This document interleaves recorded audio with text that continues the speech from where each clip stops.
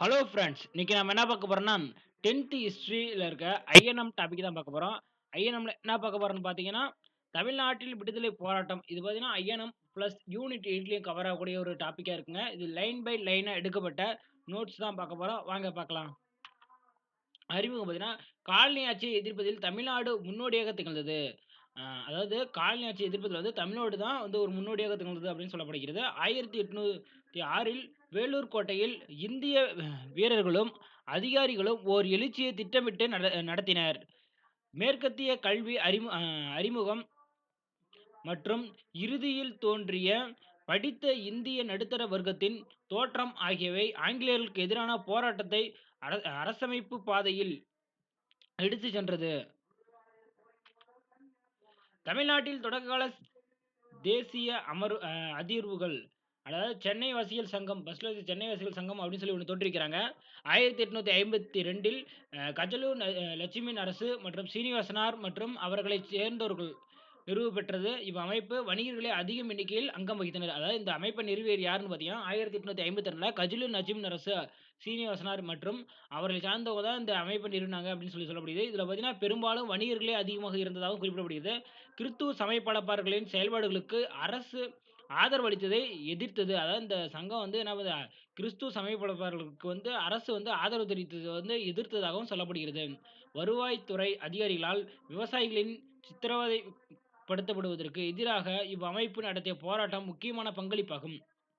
இவ்வமைப்பு மேற்கொண்ட முயற்சிகளால் சித்திரவதை ஆணையம் நிறுவப்பட்டது. அதாவது இவ்வமைப்புடைய முயற்சியால் தான் சித்திரவதை ஆணையம் அப்படின்னு சொல்லி ஒண்ணு அமைக்கப்பட்டதுன்னு சொல்லி சொல்லப்படுகிறது. அதன் விளைவாக சித்திரவதை முறைகள் மூலம் கட்டாய வரி வசூல் முறையை நியாயப்படுத்திய சித்திரவதை சட்டம் ஒழிக்கப்பட்டது. அதாவது இந்த கட்டாய வரி வசூல் முறையை வந்து இந்த சித்திரவதை சட்டம் நியாயப்படுத்தினால, இந்த சித்திரவதை சட்டத்தை வந்து ஒழிக்கப்பட்டதாகவும் சொல்லப்படுகிறது. இருந்தபோதிலும் இவ்வமைப்பு 1862க்கு பின்னர் செயலிழந்து இல்லாமல் போனது. இந்த சென்னை வாசிகள் சங்கம் பார்த்தீங்கன்னா, 1862 வரையும் தான் செயல்பட்டதாகவும் சொல்லப்படுகிறது. ஓகே. அடுத்தது பார்த்தீங்கன்னா, தேசியவாத பத்திரிகையின் தொடக்கங்கள் தி ஹிந்து மற்றும் சுதேசி மித்திரன் அ மற்றும் சுதேசி மித்திரன். டி. முத்துசாமி என்பவர் உயர்நீதிமன்றத்தின் முதல் இந்திய நீதிபதியாக 1877ல் நியமிக்கப்பட்டது. சென்னை மாகாணத்தில் பெரும் பரபரப்பை ஏற்படுத்தியது. அதாவது உயர்நீதிமன்றத்தில வந்து முதல் இந்திய நீதிபதியாக டி. முத்துசாமி என்பவர் நியமிக்கப்பட்டிருக்காரு. அது வந்து சென்னை மாகாணத்தில பெரும் பரபரப்பை ஏற்படுத்தியதாக சொல்றாங்க. ஒரு இந்தியர் நீதிபதியாக பணியமர்த்தப்பட்டதை சென்னையைச் சேர்ந்த அனைத்து பத்திரிகைகளும் விமர்சனம் செய்தன.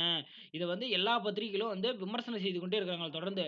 ஜி. சுப்பிரமணியம், எம். வீரராகவச்சாரி மற்றும் இவர்களின் நண்பர்கள் 4 ஆகியோர் இணைந்து 1878ல் தி ஹிந்து என்னும் பத்திரிகையை தொடங்கினர். மிக விரைவில் இச்செய்தி பத்திரிகை தேசிய பிரச்சாரத்திற்கான கருவியானது. ஜி. சுப்பிரமணியனார் 1891ல் சுதேசிமித்திரன் என்ற பெயரில் தமிழில் ஒரு தேசிய பருவ இதழையும் தொடங்கினார். 1893ல் அவ்விதழ் நாளிதழாக மாறியது. இந்தியாவின் பேட்ரியாட் மற்றும் south Indian mail, Madras stand மற்றும் தேசபிமானி, விஜயா, சூரியோதயம், இந்தியா போன்ற உள்நாட்டு பத்திரிகைகள் தொடங்குவதற்கு ஊக்கமளித்தது. அதாவது என்ன பண்றாங்கன்னா, தேசி ம் தேசியவாத பத்திரிகைகளின் தொடக்கங்கள் மற்றும் தி ஹிந்து மற்றும் சுதேசிமித்திரன் அப்படிங்கிற தலைப்பில பார்த்தீங்கன்னா, என்ன பார்க்க போறோம்னா, முத்துசாமி அப்படிங்கிறவர் வந்து இந்திய அதாவது உச்சநீதிமன்றத்தின் முதல் இந்திய நீதிபதியாக தேர்ந்தெடுக்கப்படுகிறார். எப்பன்னு பார்த்தீங்கன்னா, 1877ல தேர்ந்தெடுக்கப்படுகிறார். இது சென்னை மாகாணத்தில வந்து பெரும் பரபரப்பை ஏற்படுத்துதான். ஏன்னா, அவங்களால ஏத்துக்கொள்ள முடியல. அப்ப இருக்க அவங்கலாம் யாரு? பிரிட்டிஷர்கள் தான. அவங்களால ஏத்துக்கொள்ள முடியல. என்ன பண்றாங்க, ஒரு இந்தியர் வந்து நீதிபதியாக பணியமர்த்தப்படுறத அவங்களால ஏத்துக்கொள்ள முடியாம, அதாவது அப்பய இருந்த பத்திரிகைகள் வந்து என்னது பயங்கரமா விமர்சிக்குது. அப்ப என்ன பண்றது, அதெல்லாம் சரி கட்டுறதுக்காக ஜி. சுப்பிரமணியனும், எம். வீரராகவச்சாரியும் சேர்ந்து அவருடைய நண்பர்கள் 4 பேரு அவங்க கூட எல்லாத்தையும் சேர்ந்து, இவர் என்ன பண்றாங்க, 1878ல தி ஹிந்து அப்படிங்கிற ஒரு செய்தி பத்திரிக்கை வந்து தொடங்குறாங்க ஃபர்ஸ்ட்டு. அதுவே அந்த பத்திரிக்கை வந்து அவங்களுக்கு ஒரு ஆயுதமாக பயன்படுத்திக்கிறாங்க. அதுக்கப்புறமேட்டுக்கு ஜி. சுப்பிரமணியம்ங்கிறவரு என்ன பண்றாருன்னா, 1891ல சுதேசிமித்திரன் என்ற பெயர்ல ஒரு தேசிய பருவ இதழ தொடங்குறாரு. அது 1899ல வந்து இதில வந்து நாளிதழா மாறிடுச்சு அப்டி சொல்றாங்க. இத அடிப்படையா கொண்டு தொடங்குனது தான் இந்த இந்தியன் பேட்ரியாட் மற்றும் சவுத் இந்தியன் மெயிலு, ஸ்டா ஸ்டாண்டர்ட், தேசபிமானி, விஜயா, சூரியோதயா, இந்தியா போன்ற உள்நாட்டு பத்திரிகைலாம் தொடங்குனதுன்னு சொல்லி சொல்லப்படுகிறது. ஓகே. அடுத்தது பார்த்தீங்கன்னா, அ சென்னை மகாஜன சபை பார்த்தீங்கன்னா, தென்னிந்தியாவிலே தெளிவான தேசிய நோக்கங்களுடன் துவங்கப்பெற்ற தொடக்ககால அமைப்பு சென்னை மகாஜன சபை ஆகும். இது பார்த்தீங்கன்னா 1888 மே 16ல் வீரராகவச்சாரி, அனந்தசார்லு, பி. ரங்கையா மற்றும் சிலரால் நிறுவப்பட்ட இவ்வமைப்பின் முதல் தலைவராக ரங்கையா பொறுப்பேற்றார். இதனுடைய செயலாளராக பொறுப்பேற்ற பி. அனந்தசார்லு இதன் செயல்பாடுகளில் பங்கேற்றனர். அடுத்தது குடிமைப் பணிக்கான தேர்வுகள் இங்கிலாந்திலும், இந்தியாவிலும் ஒரே சமயத்தில் நடத்தப்பட வேண்டும். லண்டனில் உள்ள இந்திய கவுன்சிலை மூடுவது, வரிகளை குறைப்பது, இராணுவ குடி குடியியல் நிர்வாக செலவுகளை குறைப்பது ஆகியன இவ்வமைப்பின் கோரிக்கைகளாக இருந்தது. இவ்வமைப்பின் பல கோரிக்கைகள் பின்னர் 1885ல் உருவாக்கப்பட்ட இந்திய தேசிய காங்கிரசின் கோரிக்கையாயின. அடுத்தது பார்த்தீங்கன்னா,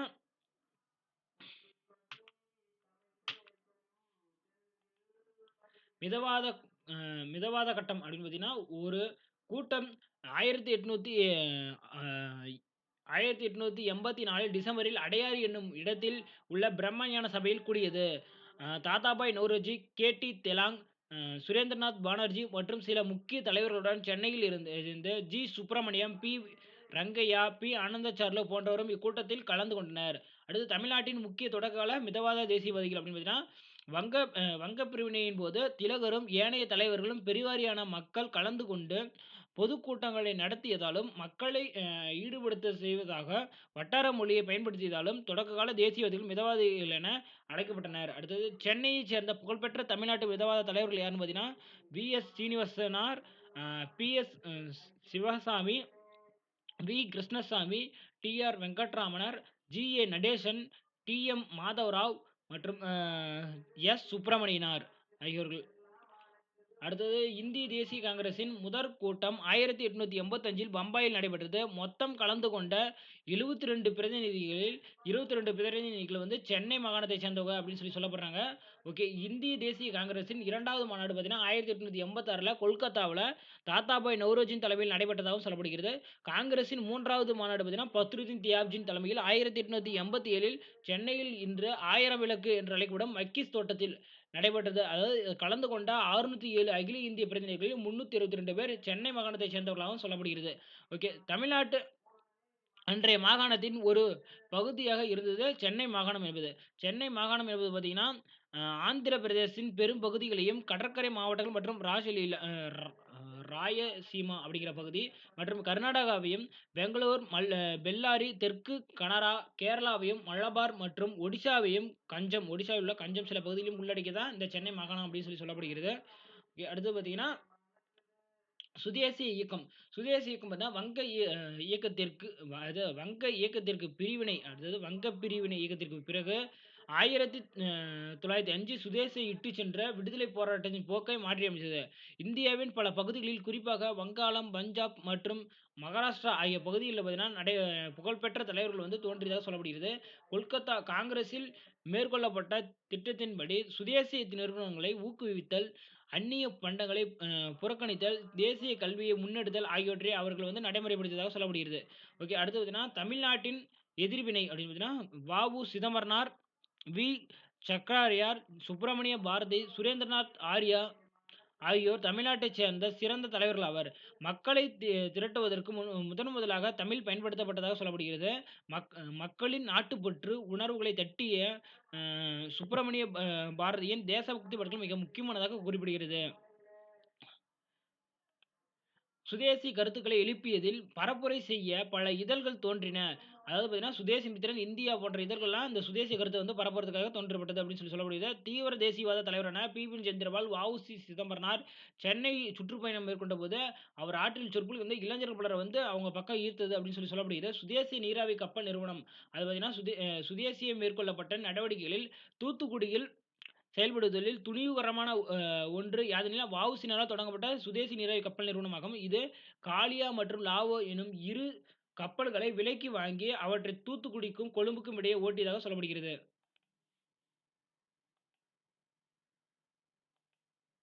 திருநெல்வேலி எழுச்சி அப்படின்னா, திருநெல்வேலியிலும், தூத்துக்குடியிலும் நூற்பாலை தொழிலாளர்களை அணி திரட்டுவதில் வ.உ.சி. சுப்பிரமணிய சிவாவின் தோளோடு தோள் என்றதாக சொல்லப்படுகிறது. இவர் பார்த்தீங்கன்னா 1908ல ஐரோப்பியர்களுக்கு சொந்தமான கோரல் நூற்பாலையில் நடைபெற்ற வேலை நிறுத்தத்தில் தலைமையேற்றதாகவும் சொல்லப்படுகிறது. இந்நிகழ்வு நடைபெற்ற அதே சமயத்தில் பிபின் சந்திரபால் விடுதலை செய்யப்பட்டார். பிபின் சந்திரபால் விடுதலை செய்யப்பட்டதை கொண்டாடுவதற்காக ஒரு பொதுக்கூட்டம் ஏற்பாடு செஞ்சிருக்காங்க. அதற்காக வ.உ.சியும், சிவாவும் கைது செய்யப்பட்டிருந்தாங்க. தலைவர்கள் இருவரும் அரசு துரோக குற்றம் சாட்டப்பட்டு கடுங்காவல் தண்டனை விதிக்கப்பட்டிருந்தது. வ.உ.சிக்கு வந்து கொடுமையான வகையில வந்து 2 ஆயுள் தண்டனை கொடுக்கப்பட்டதாகவும் சொல்லப்படுகிறது. மக்கள் செல்வாக்கு பெற்ற இவ்விரு தலைவர்களையும் கைது செய்யப்பட்ட செய்தி வந்து திருநெல்வேலி முழுவதும் பரவுவதனால இது கலகமாக வெடிக்கிறது. அதனால காவல் நிலையம் மற்றும் நீதிமன்றம், நகராட்சி அலுவலகங்கள், கட்டிடங்கள் மற்றும் தீக்கிரையாக்கப்பட்டதாக சொல்லப்படுகிறது.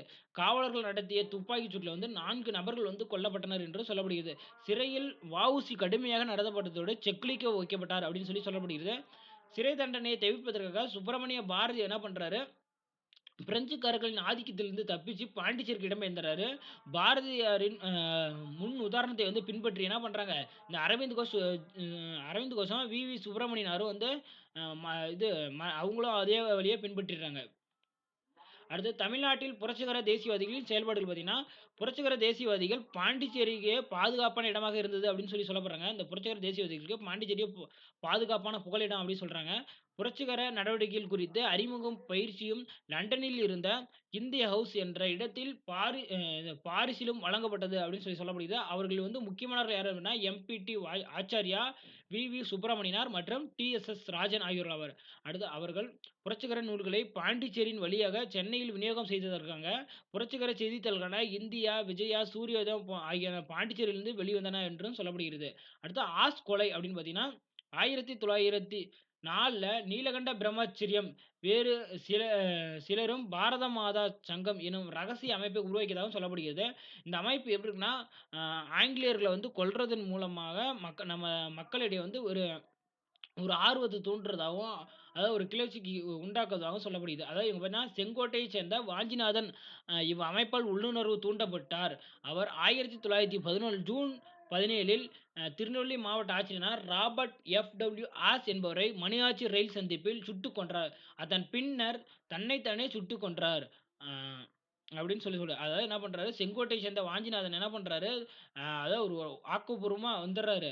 வந்து என்ன பண்றாரு, 1911ல ஜூன் 17ல வந்து திருநெல்வேலி மாவட்ட ஆட்சியரா இருந்தா, அப்போ ஆட்சியரா இருந்தா ஆஸ் என்பவர வந்து நம்ம மணியாச்சி ரயில் சந்திப்புல வந்து என்ன பண்றாரு, சுட்டுக் கொல்றாரு. அவர சுட்டுக் கொன்னுட்டு தன்னை தானே இவரும் வந்து சுட்டுக்கிட்டு செத்துர்றாரு. ஓகே. அடுத்து பார்த்தீங்கன்னா, அன்னி பெசன்ட் அம்மையாரும் தன்னாட்சி இயக்கமும். மின்டோ மார்லி சீர்திருத்தங்கள் பொறுப்பாட்சியை வழங்கவில்லை என்பதால் அவர்கள் மனச்சோர்வு அடைந்தனர். அதாவது அந்த சீர்திருத்தத்தினால எந்த ஒரு பலனும் இல்ல அப்படின்னு சொல்லி தெரிஞ்சதுனால, இவங்க என்ன பண்றாங்க, மனசோர்வு அடைறாங்க. அந்த சமயத்தில என்ன பண்றாங்க, இவர் தேசிய இயக்கம் தளர்வுற்று இருந்த நிலையிலும், பிரம்மஞான சபையின் தலைவரான அயர்லாந்து பெண்மணியுமான அன்னி பெசன்ட் அயர்லாந்தின் தன்னாட்சி வழங்கப்பட்டதை அடியொற்றி தன்னாட்சி இயக்கத்தை வந்து தன்னாட்சி இயக்கத்தை முன்மொழிந்தவர் யாருன்னா, அன்னி பெசன்ட் அம்மையார். 1916ல தன்னாட்சி இயக்கத்தை தொடங்கி அவர் அகில இந்திய அளவில் தன்னாட்சி வழங்கப்பட வேண்டும் எனும் கோரிக்கையை வந்து முன்னெடுத்து சென்றிருக்காரு. அதுக்கு துணையா இருந்தவர் யார் அப்படின்னா, ஜி.எஸ். Arundale, BB. வாடியா மற்றும் சி.பி. ராமசாமி அவர்கள் துணையா இருந்ததாக சொல்லப்படுகிறது. அடுத்தது பார்த்தீங்கன்னா, தன்னுடைய திட்டத்தை மக்களிடையே கொண்டு செல்வதற்காக அன்னி பெசன்ட் வந்து என்ன பண்றாங்க, நியூ இந்தியா, காமன்வெல்த் அப்படிங்கிற ஒரு செய்தித்தாள்கள வந்து தொடங்கியிருக்காங்க. அப்புறம் இவங்களுடைய ஸ்டேட்மெண்ட் பார்த்தீங்கன்னா, அதிநவீன வசதியுடன் கூடிய ரயில்ல வந்து அடிமையா இருப்பதோட, சுதந்திரமான கூடிய மாட்டு வண்டியில இ போறதே நல்லா சிறந்தது ஒன்று அப்படின்னு சொல்றாங்க. அடுத்து பார்த்தீங்கன்னா, 1910ஆம் ஆண்டு பத்திரிகை சட்டத்தின்படி அன்னி பெசன்ட் வந்து பிணைத் தொகையாக பெருமளவு பணத்தை வந்து செலுத்தும்படி அறிவுறுத்தப்பட்டது. அன்னி பெசன்ட் பார்த்தீங்கன்னா, அ விடுதலை பெற இந்தியா எப்படி துயருற்றது, அடுத்து இந்தியா ஒரு தேசம் அப்படின்னு சொல்லி ஒரு 2 புத்தகங்கள வந்து எழுதி வெளியிட்டிருக்காங்க. அடுத்து பார்த்தீங்கன்னா, அ பிராமணர் அல்லாதோர் இயக்கமும், அ காங்கிரசுக்கு சவாலும். அதாவது தென்னிந்திய நல உரிமைச் சங்கம் 1912ல் சென்னை திராவிடர் கழகம் வந்து உருவாக்கப்பட்டது. இப்ப 1912ல் அதன் செயலராக நடேசனார் செயல்மிக்க வகையில் பங்காற்றினார். 1916 ஜூன் மாதத்துல வந்து அவர் பிராமணர் அல்லாத மாணவர்களுக்காக திராவிடர் சங்க தங்கு விடுதியை வந்து நிறுவியிருக்காரு இந்த நடேசனார். 1916ல நவம்பர் 20ல வந்து தியாகராயர், டாக்டர் டி.எம். நாயர், நடேசனார் ஆகியோர் தலைமையில வந்து சுமார் 30 பிராமணர்கள் வந்து சென்னை விக்டோரியா பொது அரங்கில வந்து கூடியிருக்காங்க. பிராமண நலன்களை மேம்படுத்துவதற்காக தென்னிந்திய நல உரிமை சங்கம் அப்படிங்கிற ஒரு அமைப்பையும் இவங்க உருவாக்கியிருக்காங்க. அடுத்தது பார்த்தீங்கன்னா, நீதி கட்சி அமைச்சரவை. 1920 வந்து காங்கிரஸ் வந்து புறக்கணிச்சது வந்து அந்த தேர்தல வந்து புறக்கணிச்சது. சட்டமன்றத்தில் மொத்தம் இருந்த 98 இடங்கள்ல வந்து 63ல வந்து நீதி கட்சி வந்து வெற்றி பெற்றிருக்கிறது. அப்போது நீதி கட்சி தலைவராக முதலமைச்சராக தேர்ந்தெடுக்கப்பட்டவர் யாருன்னா, சுப்ராயலு என்பவர் தான் முதலமைச்சராக தேர்ந்தெடுக்கப்படுகிறார். அதுக்கப்புறம் 1923ல் நடைபெற்ற தேர்தலுக்கு பின்னர் வந்து, அப்போது நீதி கட்சியின் சேர்ந்த பனகல் அரசர் வந்து அமைச்சராக இருந்ததாகவும் சொல்லப்படுகிறது. அடுத்தது பார்த்தீங்கன்னா, அ அரசின் அடக்குமுறை நடவடிக்கைகள் மற்றும் ரவுலட் சட்டம். அப்படின்னா, ஆங்கிலேய அரசு பார்த்தீங்கன்னா, 1919ல கொடூரமான குழப்பவாத புரட்சிகர குற்றச் சட்டத்தை வந்து இயற்றியிருக்கு. இச்சட்டத்தை பரிந்துரை செய்த குழுவுடைய தலைவரின் பெயர் தான் இந்த சர் சிட்னி ரவுலட். அவருடைய பெயராலவே இது அமைஞ்சனால இது ரவுலட் சட்டம் அப்படிங்கிறது. இச்சட்டம் பரவலாக ரவுலட் சட்டம் என அழைக்கப்படுகிறது அப்படின்னு சொல்லப்படுகிறது. இச்சட்டத்தின் கீழ் முறையான நீதித்துறை சார்ந்த விசாரணைகள் இல்லாதேயே யாரை வேண்டுமானாலும் பயங்கரவாதி என குற்றச்சாட்டி வந்து அவரை வந்து சிறையில் அடைக்கலாம் அப்படின்னு சொல்லுது. இந்த சட்டத்த கண்டு இந்தியர் வந்து ரொம்ப பயந்தாங்க அப்படின்னு சொல்லப்படுகிறது. அடுத்தது மக்களின் கோபத்திற்கு குரல் கொடுத்த காந்தியடிகள் வந்து நம்ம தென்னாப்பிரிக்காவில் தான் பயன்படுத்திய போராட்ட வடிவிலான சத்தியாகிரகத்தை மேற்கொண்டார். அதாவது இந்த ரவுலட் சட்டத்துக்கு எதிராக சத்தியாகிரகத்த வந்து கொண்டு வராரு. ஓகே. அடுத்து பார்த்தீங்கன்னா, இந்த ரவுலட் சத்தியாகிரகம் அப்படின்னு பார்த்தீங்கன்னா, 1919 மார்ச் 18ல வந்து எங்க நடக்குதுன்னா, மெரினா கடற்கரையில் நடைபெற்ற கூட்டத்தில வந்து காந்தியடிகள் வந்து உரையாற்றுறாரு. 1919 ஏப்ரல் 6ல வந்து இது கருப்பு சட்டம் அப்படின்னு சொல்லி கொண்டாடப்படுகிறது. அடுத்தது சென்னை சத்தியாகிரக சபை என்ற அமைப்பை வந்து நிறுவுறாங்க. அதில வந்து ராஜாஜி, கஸ்தூரி Rangar, S. Sathyamoorthy, George Joseph ஆகியோர் வந்து கூட்டத்தில வந்து உரையாற்றியிருக்காங்க. அடுத்து தொழிலாளருக்கான தனி கூட்டம் ஒன்றையும் நடத்தியிருக்காங்க. அதில இருந்தவர்கள் யார் அப்படின்னா, கல்யாணசுந்தரம் மற்றும் திருவிக நாயகவுடன் கல்யாணசுந்தரம், வாடியான், வ.உ.சி. அவங்கலாம் அந்த தொழிலாளர் கூட்டம் தொழிலாளர்களுக்கென தொடங்கப்பட்ட அந்த கூட்டமைப்பில வந்து உரையாற்றியிருக்கிறதாக சொல்லப்படுகிறது. அடுத்தது பார்த்தீங்கன்னா, ஜார்ஜ் ஜோசப் பார்த்தீங்கன்னா, இவரு வந்து ஒரு வழக்கறிஞரா இருந்திருக்காரு. நன்கு சொற்பொழிவு ஆற்றும் திறன் படைத்தவராகவும், ஜார்ஜ் ஜோசப் பார்த்தீங்கன்னா, மதுரையில வந்து தன்னாட்சி இயக்கத்தை வந்து ஏற்படுத்தியதாகவும் இருக்கிறது. இவர் பார்த்தீங்கன்னா, இவருடைய மக்களின் கவனத்திற்கு கொண்டு சென்றதால முக்கிய பங்கு வகித்தவராகவும் அப்படி குறிப்பிடப்படுகிறார். இவர் பார்த்தீங்கன்னா, செங்கனூர்ல அதாவது இன்றைய கேரளா மாநிலத்தில உள்ள ஆலப்புரம் மாவட்டத்தில செங்கனூர் அப்படிங்கிற ஊர்ல வந்து பிறந்ததாக சொல்லப்படுகிறது.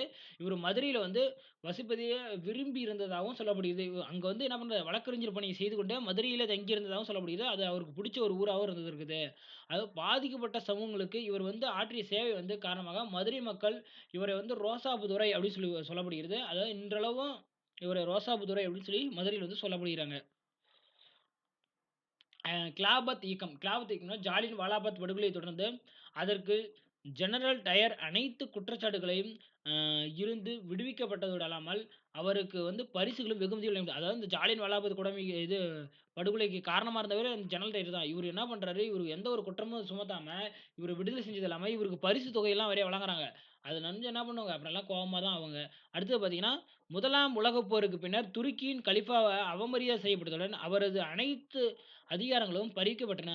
கலீஃபா பதவியை மீட்பதற்காக தொடங்கப்பட்ட இயக்கம் தான் இந்த கிலாபத் இயக்கம் அப்படின்னு சொல்லப்படுறாங்க. அடுத்து முஸ்லிம்களும் பெரும் எண்ணிக்கையில வந்து இந்த கிலாபத் இயக்கத்துக்கு வந்து ஆதரவு தெரிவிச்சதாகவும் சொல்லப்படுகிறது. அது தமிழ்நாட்டில வந்துனா 1920ல் ஏப்ரல் 17ல் மௌலானா சௌகத் அலி தலைமையேற்ற ஒரு பொதுக்கூட்டத்தில தான் இந்த கிலாபத் நாள் வந்து கடைபிடிக்குது. எப்பன்னா 1920 ஏப்ரல் 17ல மௌலானா சௌகத் அலி அவர்களுடைய தலைமையேற்றத்தினால தான் இந்த கிலாபத் நாள் வந்து கடைபிடிக்கப்படுது.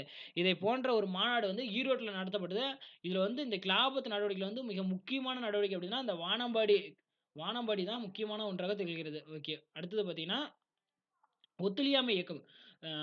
ராஜாஜி மற்றும் ராமசாமி அதாவது இவங்க 2 பேர் சேர்ந்து தான் இந்த ஒத்துழையாமை இயக்கத்தை நடத்தியிருக்காங்க. இதுல வந்து முஸ்லீம் லீக்கின் சென்னை கிளையை நிறுவிய யாகுத் ஆசன் என்பவரோட வந்து அவர் கூட வந்து ராஜாஜி வந்து ஒரு நெருக்கமான நட்புறவு கொண்டிருக்காரு. அதன் பேர்ல வந்து என்ன பண்றாரு, அவங்களும் வந்து இந்த ஒத்துழையாமை இயக்கத்துக்கு வந்து ஆதரவு தெரிவிச்சு வராங்க. அடுத்து பார்த்தீங்கன்னா, வரிகொடா இயக்கமும், கள்ளுக்கடை மறியல் இயக்கமும். அதாவது தஞ்சாவூர்ல தான் வரிகொடா இயக்கம் ஒன்று வந்து பஸ்ல நடைபெற்றது. அதுக்கப்புறம் சட்டமன்றங்கள், பள்ளிகள் மற்றும் நீதிமன்றங்கள் ஆகியவை புறக்கணிக்கப்பட்டு, அந்நிய பொருட்களையும் புறக்கணித்திருக்கிறாங்க, அந்த வரிகுடா இயக்கத்திற்கு எதிராக. அடுத்தது பார்த்தீங்கன்னா, ஒத்துழையாமை இயக்கத்தின் முக்கிய அம்சமாக திகழ்ந்த இந்த கள்ளுக்கடைக்கு எதிரான போராட்டங்களே மிக சிறந்ததாக இருந்துச்சு. 1921ல பார்த்தீங்கன்னா, நவம்பர்ல சட்ட மறுப்பு இயக்கத்தை தொடங்குவது என முடிவு செய்யப்பட்டது. ராஜாஜி சுப்பிரமணிய சாஸ்திரி ஆகியோர் வந்து கைது செய்யப்பட்டாங்க. அவங்க சொன்ன உடனே ராஜாஜியும், சுப்பிரமணிய சாஸ்திரியும் வந்து கைது செய்யப்பட்டுறாங்க. 1922 ஜனவரி 13ல வந்து வேல்ஸ் இளவரசன் வருகையை வந்து புறக்கணிக்கிறாங்க. காவல்துறையினர் அடக்குமுறையால் வந்து இருவர் வந்து கொல்லப்பட்டதாகவும் சொல்லப்படுகிறது. 1922ல வந்து சௌரி சர்வா நிகழ்வு வந்து நடக்குது. அதுல வந்து 22 காவலர்கள் வந்து கொல்லப்பட்டனால, அந்த காந்தியடி என்ன பண்றாரு, மனவேதனை அடைஞ்சு இந்த ஒத்துழையாமை இயக்கத்த வந்து அப்படியே நிறுத்திர்றாரு. அடுத்தது சுயராஜ்ய கட்சியினர் சுயராஜ்ய கட்சியினர், நீதி கட்சியினர் இடையே போட்டி. அடுத்து ஒத்துழையாமை இயக்கம் விலக்கிக் கொள்ளப்பட்டதைத் தொடர்ந்து காங்கிரஸ் மாற்றத்தை விரும்புவோர், மாற்றத்தை விரும்பாதோர் அப்படின்னு சொல்லி 2 வகையா பிரிஞ்சிருக்குது.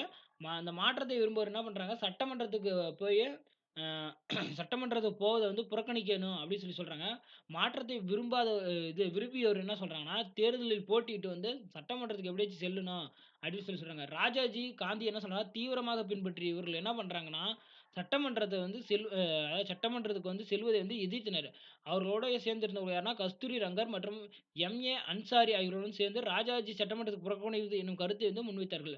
அடுத்து இக்கருத்துக்கு ஏற்பட்ட எதிர்ப்பு வந்து காங்கிரஸுக்குள்ளேயே வந்து சித்ரன் தாஸ் மற்றும் மோதிலால் நேருக்கு வந்து சுயராஜ்ய கட்சியை உருவாக்குறதுக்கு வந்து இட்டு சென்றது அப்படின்னு சொல்லி சொல்றாங்க. இவங்களுக்குள்ள இருக்க மோதல்னால அந்த சித்ரன் தாஸ் மற்றும் மோதிலால் நேரு என்ன பண்றாங்க என்ன சுயராஜ்ய கட்சி அப்படின்ற ஒரு கட்சிய உருவாக்குறாங்க. அதுல வந்து தமிழ்நாட்டுல வந்து எஸ். சீனிவாசனார் மற்றும் எஸ். சத்தியமூர்த்தி அவங்கலாம் வந்து சுயராஜ்ய கட்சிக்கு வந்து தலைமையேற்றதாகவும் சொல்லப்படுகிறது. அடுத்தது பார்த்தீங்கன்னா, சுப்ராயன் வந்து அமைச்சரவை. அடுத்தது 1926ல வந்து சென்னையில் நடைபெற்ற மாகாண தேர்தல்ல வந்து தேர்ந்தெடுக்கப்பட்ட உறுப்பினர்கள் வந்து சுயராஜ்ய கட்சியினர் பெரும்பான்மை இடங்களில் வெற்றி பெற்றிருந்திருக்காங்க. எப்ப 1924ல 26ல இருந்தபோதெல்லாம் காங்கிரஸின் கொள்கைக்கு இணங்க மறுத்து இவங்க என்ன பண்றாங்க, சுயேட்சை வேட்பாளரான அ ரங்கையாவ வந்து அமைச்சரவை அமைக்க உதவுறாங்க. 1930ல் நடைபெற்ற தேர்தல்ல வந்து சுயராஜ்ய கட்சியினர் வந்து போட்டியிட்டதனால நீதி கட்சியே வெற்றி பெற்றது. அதனால வந்து 1937 வரை நீதி கட்சி வந்து தொடர்கிறது.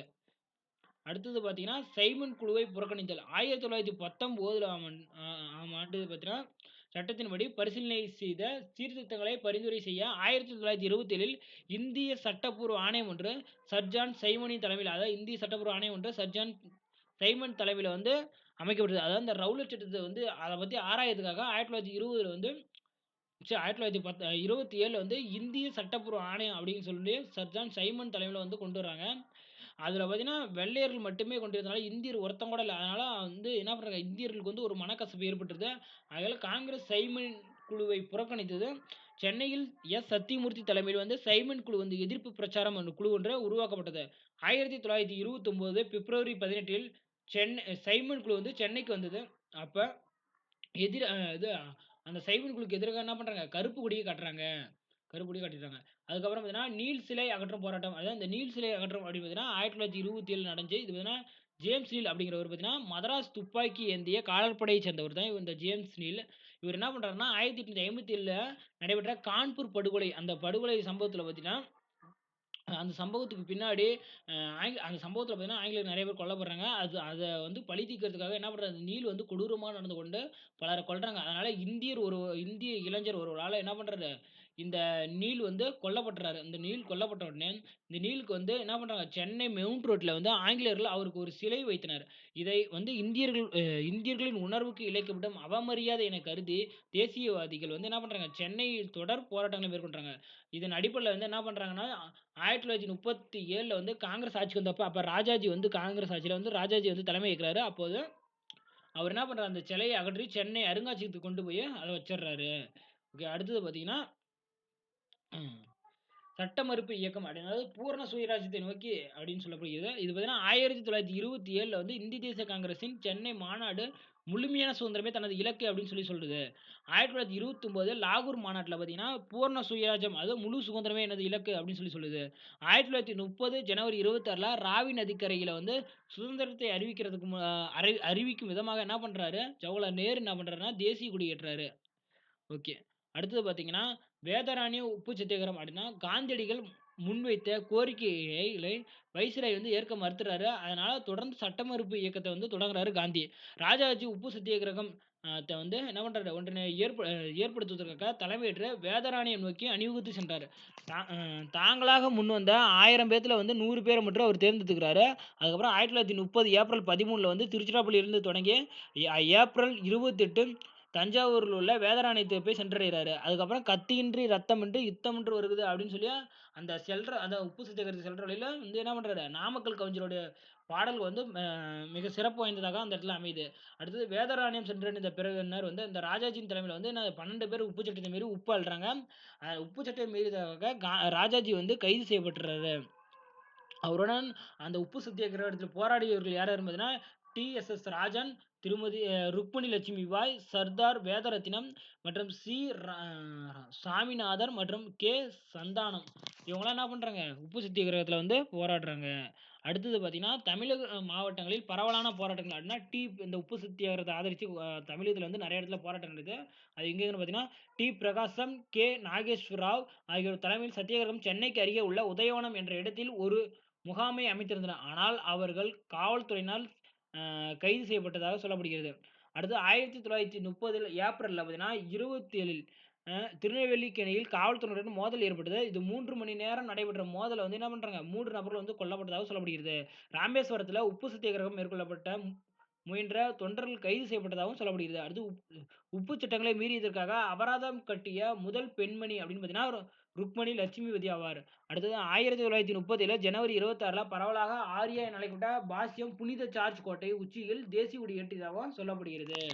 அடுத்தது பார்த்தீங்கன்னா, திருப்பூர் குமரனுடைய வீர மரணம் பார்த்தீங்கன்னா, 1932 ஜனவரி 11ல் திருப்பூரில் கொடிகளை ஏந்தியவனா நாட்டுப்புற இது நாட்டுப்பற்று மிகுந்த பாடல்களை பாடிச் சென்ற ஊர்வலத்தினர் காவல்துறையினரால் இரக்கமின்றி அடித்து உதைக்கப்பட்டனர். அதாவது பரவலாக திருப்பூர் குமரன் என்றழைக்கப்படும் அ ஓ.கே.எஸ்.ஆர். குமாரசாமி கொடியை தேசிய கொடியை உயர்த்திப் பிடித்தவாறு அ விழுந்து இறந்ததாக சொல்லப்படுகிறது. ஆகையால் கொடிகாத்த குமரன் என்றும் அழைக்கப்படுகிறார். இவர் வந்துனா கொடி ஏந்தபடி போய் சென்று கொண்டு இருக்காரு. அந்த சமயத்தில என்ன பண்றாங்க, நடந்த ஒரு கலவரத்தில என்ன பண்றாரு, தன்னுடைய கையில இருந்த கொடிய வந்து கீழ விடாம, அவரு வந்து தன்னுடைய மரணம் தழுவும் வரை வந்து கொடிய விடாம இருந்திருக்காரு. அதனால தான் இவர வந்து கொடிகாத்த குமரன் அப்படின்னு சொல்லி சொல்றாங்க. ஓகே. அடுத்தது பார்த்தீங்கன்னா, முதல் காங்கிரஸ் அமைச்சர் அதாவது 1937ல் வந்து தேர்தலில் வந்து காங்கிரஸ் வந்து வெற்றி பெற்றது. சென்னையில வந்து ராஜாஜி முதல் காங்கிரஸ் அமைச்சரவை அமைத்திருந்திருக்காரு. அதுக்கப்புறமேட்டு என்ன பண்றாங்க, மது விலக்கை பரிசோதனை செய்வதற்காக அ பரிசோதனை செய்வதற்காக முதல் முயற்சியாக என்ன பண்றாங்க, சேலத்தில வந்து அறிமுகம் செய்றாரு. அதனால ஏற்படும் இழப்ப வந்து சரி செய்வதற்காக விற்பனை வரிய வந்து அறிமுகப்படுத்தியிருக்காரு. இந்திய அமைச்சரவை கலந்தாலோசிக்காமலே என்ன பண்றாங்க, அந்த ஆங்கிலேய அரசு என்ன பண்ணுது, 2ஆம் உலகப் போர்ல வந்து அ க அ இந்தியாவ வந்து ஈடுபடுத்திருது. ஈடுபடுத்தினால என்ன பண்றாங்க, இந்த காங்கிரஸ் அமைச்சரவைய வந்து உடனே ராஜினாமா செஞ்சிடுறாங்க. அவ்வளோதான். அடுத்தது பார்த்தீங்கன்னா, இந்தி எதிர்ப்பு போராட்டம். அடுத்து இந்தி எதிர்ப்பு போராட்டம் பார்த்தீங்கன்னா, பள்ளிகளில் இந்தி மொழி கட்டாய பாடமாக அறிமுகம் செய்யப்பட்டது. யாருன்னா ராஜாஜி ஆட்சியில 1930ல பார்த்தீங்கன்னா, ராஜாஜி ஆட்சியில இருக்கும்போது, அவர் ஆட்சிக்கு வந்தவுடனே இந்த பள்ளிகளில் எல்லாமே என்ன பண்றாரு, இந்தி மொழிய கட்டாய பாடம் அப்படின்னு சொல்லி அறிவிக்கிறாரு. அதனால நெறைய சர்ச்சைகள்லாம் உண்டாகுது அப்படின்னு சொல்லி சொல்றாங்க.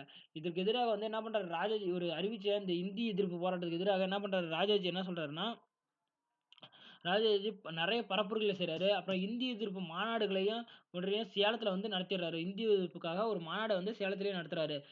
அங்க தானே ஃபர்ஸ்ட்டு என்ன அறிமுகப்படுத்துறாங்க. அதனால அங்கேயே வந்து இவரு வந்து அதுக்கான எதிர்ப்ப வந்து தெரிவிக்கிறாரு. அடுத்து இந்தி எதிர்ப்பு போராட்டத்திற்கு ஒடுக்கப்பட்டோரின் கூட்டமைப்பும், முஸ்லீம் லீக்கும் ஆதரவளித்தன. தாளமுத்து மற்றும் நடராஜன் எனும் 2 ஆர்வமிக்க போராட்டக்காரர்கள் சிறையில் மரணமடைந்ததாகவும் சொல்லப்படுகிறது. திருச்சியிலிருந்து சென்னைக்கு ஊர்வலம் ஒன்று திட்டமிட்டப்பட்டது. அதில் பெரியார் உட்பட 1200 போராட்டக்காரர்கள் கைது செய்யப்பட்டதாகவும் சொல்லப்படுகிறது. காங்கிரஸ் அரசு பதவி விலகியதைத் தொடர்ந்து நிர்வாகத்தை கைக்கொண்ட சென்னை மாகாண ஆளுநரான இந்தி கட்டாய பாடம் என்பதை வந்து நீக்கியிருக்காரு. இந்த காங்கிரஸ் அரசு பதவியில இருந்ததுக்கப்புறம், அப்ப சென்னை மாகாணத்தின் ஆளுநரா இருந்தவர் என்ன பண்றாரு, இந்தி பாடம் கட்டாய பாடம் அப்படிங்கிறத வந்து நீக்கியிருக்கிறாரு. அடுத்தது பார்த்தீங்கன்னா வெள்ளையனே வெளியேறு இயக்கம். இது பார்த்தீங்கன்னா 1942 ஆகஸ்ட் 8ல வந்து வெள்ளையனே வெளியேறு தீர்மானம் நிறைவேற்றப்பட்டு காந்தியடிகள் என்ன சொல்றாருன்னா, செய் அல்லது செத்து மடி என்ற முழக்கத்த வந்து வெளியிடுறாரு. அடுத்தது ஒட்டுமொத்த காங்கிரஸ் தலைவர்களும் ஒரே நாள் இரவுல கைது செய்யப்படுறாங்க. அதுக்கப்புறம் ஒவ்வொரு ரயில் நிலையங்களிலும் காவல்துறைக்கு என்ன பண்றாங்க, தலைவர்களோட பட்டியல வச்சு சோதிச்சுக்கிட்டே இருக்காங்க. அதாவது வராங்களா அப்படின்னு சொல்லி. அப்ப என்ன பண்றாருன்னா, பம்பாயிலிருந்து ஊர் திரும்பி வந்துட்டு இருந்த நம்ம காமராஜர் என்ன பண்றாரு, அவங்க சோதிக்கிறது தெரிஞ்ச உடனே இவரு என்ன பண்றாரு, அரக்கோணத்திலே இறங்கிறாரு. அரக்கோணத்திலே இறங்கி அதாவது இந்த போராட்டத்துக்காக அந்த வெள்ளையனே வெளியேறு போராட்டத்துக்காக மக்கள திரட்டுவதற்காக தன்னுடைய பணியில மேற்கொள்றாரு. அவ்வளோதான். அடுத்து பார்த்தீங்கன்னா, இந்த பாடம் முடிஞ்சிருச்சு. அடுத்தது பார்த்தீங்கன்னா, வேற ஒரு வீடியோல சந்திப்போம். ஓகே. நெக்ஸ்ட் வீடியோல பார்க்கலாம்.